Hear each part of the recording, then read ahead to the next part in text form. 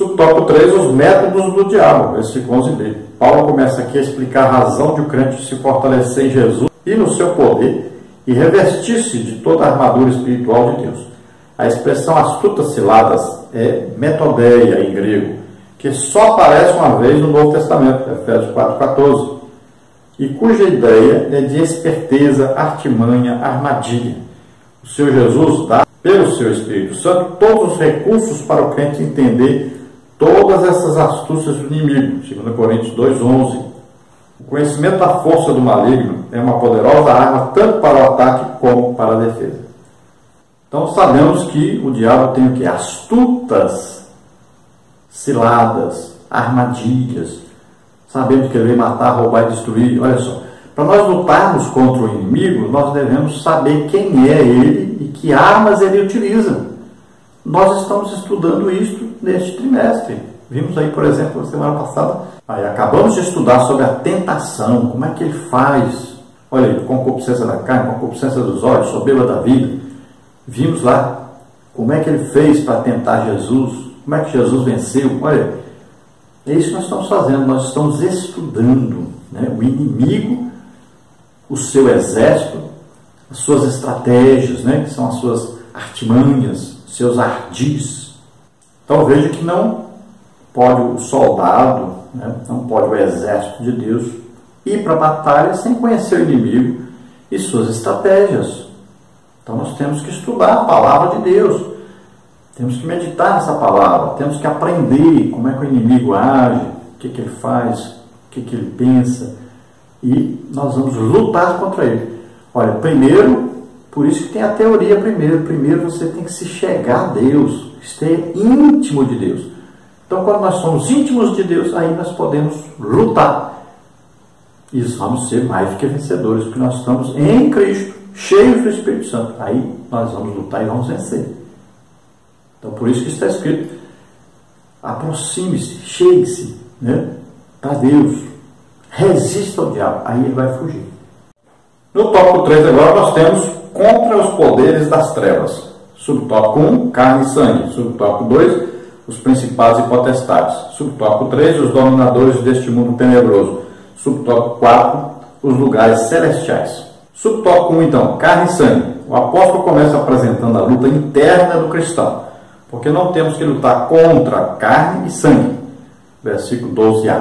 O termo carne tem vários significados na Bíblia, mas a combinação carne e sangue, que só aparece 3 vezes no Novo Testamento, versículo 12, Mateus 16, 17, 1 Coríntios 15, 50, parece indicar um significado físico.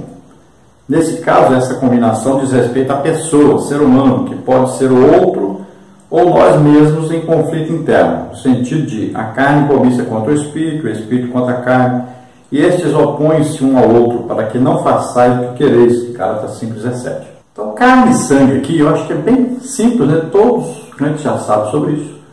Quando diz não temos que lutar contra carne e sangue, todo mundo já sabe. Nós não temos que lutar contra pessoas. Não é você xingar uma pessoa, bater uma pessoa. Eu uma vez estava no meio de pessoas, desses rapazes que dormem assim na rua, drogados, e eu levei alguns deles para a igreja. E lá, na hora de fazer o convite, nós fizemos o convite, eles aceitaram Jesus, e eu fui expulsar os demônios que estavam neles. Eu sempre faço isso para a pessoa ser liberta, né? Então eu estava orando, e um deles caiu no chão endemoniado. Sabe o que o outro fez? O outro começou a dar pontapé dele, chute, dizendo, sai. Nós precisamos agarrá-lo imediatamente e dizer para ele, não é assim que expulsa demônio. Não é ele o demônio. O demônio está dentro dele, é espírito. Veja só, para você entender, eu estou ilustrando aqui para você entender isso bem claramente. Então, carne e sangue é a pessoa. Nós não lutamos contra a pessoa, mas contra o quê? Satanás e os demônios que entram nas pessoas, que instigam as pessoas, que tentam as pessoas, que fazem, conduzem as pessoas ao pecado, a fazer as coisas erradas. Eu acho que é bem fácil, né? Bem simples de entender isso aí, né? Carne e sangue aí significa, então, uma pessoa. Nós não lutamos contra a pessoa em si, mas contra aquilo que a conduz ao pecado, contra aquilo que a instiga, estimula a fazer coisa errada, a perseguir a igreja, né? Várias coisas que a pessoa faz, aí, vícios, né? Várias coisas, prostituição, adultérios, tudo isso a pessoa está sendo o quê? Orientada por Satanás e os demônios. Ela faz porque deseja, mas ela atendeu a uma tentação, ela foi estimulada. Nós temos que lutar contra isso. Nós vamos pregar o Evangelho e a pessoa vai ser liberta, aí vai conhecer, vai ver, ó, isso aqui é errado, realmente eu não vou fazer mais, pede perdão a Deus, né? Então vai conhecer a verdade vai libertar essa pessoa dessa orientação, dessa opressão maligna, né? Dessa estimulação maligna. Subtópico 2, os principados e potestades. Os dois termos aqui, contra os principados, contra as potestades, versículo 12b, aparecem juntos pelo menos 10 vezes no Novo Testamento. Os principados, achai em grego, cuja ideia é primazia no poder, as potestades, exouxiai, denotam liberdade para agir. O apóstolo Paulo emprega o termo tanto para os anjos, Romanos 8:38, Colossenses 1:16, como para os demônios, 1 Coríntios 15:24, Colossenses 2:15, investidos de poder. Desse modo, a expressão refere-se a governos ou autoridades, tanto na esfera terrestre como na espiritual. Então, em nosso caso aqui, principados e potestades tem a ver com uma organização de Satanás e seu exército. Então nós vamos ver que existem líderes, né? Existe um exército de demônios e tem os seus líderes. Então existem aqueles que comandam, assim como no exército de Deus nós vamos ver as diferenças, né? Lá tem o que? Anjo, arcanjo, serafim, querubim. Existe toda uma organização. Nós vamos ver, por exemplo, que Miguel não usou da palavra de maldição contra Satanás, porque ele, na hierarquia angelical, ele é inferior. Ele falou com Deus para fazer isso, né? Olha só, porque ele é inferior. Agora, no exército de Jesus Cristo, foi nos dado autoridade. Jesus disse, eu vos dou autoridade, vos dou poder para pisar serpentes, escorpiões, sobre todo o poder do inimigo. E nada nos causará dano. Olha aí, nós temos uma autoridade dada por Jesus. E foi nos dado o Espírito Santo, que tem todo o poder para vencer qualquer tipo de luta. Então, nós temos que usar o que nos é fornecido. E a autoridade que nos foi dada, nós vamos ser o quê? Em nome de Jesus. Olha aí, que arma poderosa. Nome de Jesus, sangue de Jesus, palavra de Deus. Olha aí, nós temos armas poderosas e armas espirituais, não são armas carnais. Armas carnais, o que significa? Aí um revólver, uma metralhadora, né? Essas coisas são armas carnais. Mas nós lutamos com armas espirituais. É nome de Jesus, sangue de Jesus, palavra de Deus, dons do Espírito Santo. Olha aí, são armas espirituais. Subtópico 3, então, os dominadores deste mundo tenebroso. Versículo 12b. A Almeida Revista e Corrigida emprega os príncipes das trevas deste século. A Bíblia TB, que é tradução brasileira, cita governadores do mundo dessas trevas. E a Nova Almeida Atualizada mantém as mesmas palavras da Almeida Revista e Atualizada. O termo grego mais usado para príncipe é archon, que aparece 37 vezes no Novo Testamento, traduzido também como governador. É usado para se referir a Belzebu, príncipe dos demônios, Mateus 12:24, para Satanás como príncipe deste mundo, João 12:31, 14:30, 16:11, e ainda ao príncipe das potestades do ar, Efésios 2:2. Mas aqui o apóstolo Paulo emprega um termo diferente, Cosmocrato, senhor do mundo, de cosmos, mundo, e kratel, dominar. O uso plural mostra que Paulo não está se referindo ao próprio Satanás, mas às hostes dominantes do mundo das trevas. Então, dominadores aí do mundo, aí, das trevas, do reino de Satanás, né? Ele está no governo dessas pessoas. Ele está o quê? Orientando essas pessoas. Nós vamos ver as pessoas agindo e a gente vai ver que as pessoas estão debaixo de uma orientação satânica. Eu vi, por exemplo, ontem, que saiu na internet uma notícia de que uma mulher estava roubando crianças. Tudo invenção das pessoas. E colocaram uma mulher como sendo a autora, uma moradora do bairro. E todo o bairro veio para apedrejar essa mulher, tacar pau nessa mulher, bater, dar soco, pontapé. Acabaram matando a mulher, que não tinha nada a ver com isso. Uma fofoca que surgiu na internet. Olha só, lincharam a mulher. Então, quem é que está por trás disso? Satanás e seus demônios. Eles estimulam as pessoas estão sendo governadas por esses demônios, orientadas por esses demônios. Então, esse reino de trevas, governado por Satanás e seus demônios, aí tem uma organização, né? Existem então os governadores, os príncipes, né? As potestades e tal, tudo organizadinho, para poder o quê? Funcionar de acordo com o que Satanás quer, para matar, roubar e destruir, para conduzir as pessoas para o inferno, para conduzir as pessoas para o mesmo lugar que ele vai, para o lago de fogo e enxofre. Quando você vê, por exemplo, a Rede Globo, né? O jeito que eles trabalham, as notícias, tudo a gente vai ver a influência maligna. A gente vai ver que por detrás existem ideias malignas, um plano satânico. E esse plano sempre tem a ver com o que? Destruir o nosso país, empobrecer o nosso país, tornar o nosso país escravos de Satanás, vivendo na prostituição, no homossexualismo, assassinatos, roubos. E existe aí um sistema, né, de propina, todo montado. Então tudo isso vem o que? Um sistema satânico por detrás, que orienta as pessoas a fazer isso, sempre visando matar, roubar e destruir tudo. Então existe até redes de televisão usadas para isso, jornais, revistas, autoridades, né? Pessoas famosas, todas são usadas nesse sistema satânico, orientadas por esse sistema satânico, onde Satanás governa e o seu exército todo organizado estão ali, funcionando para fazer isso. Subtópico 4, os lugares celestiais. O apóstolo apresenta ainda contra as hostes espirituais da maldade nos lugares celestiais. Parece que aqui Paulo coloca todos esses anjos decaídos no mesmo bojo.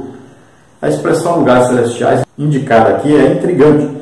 Essas palavras ou regiões celestiais aparecem em Efésios para designar o céu, onde Cristo está sentado à destra de Deus, onde os salvos estão com Cristo, 1:3-20, e onde habitam os anjos eleitos, 3:10.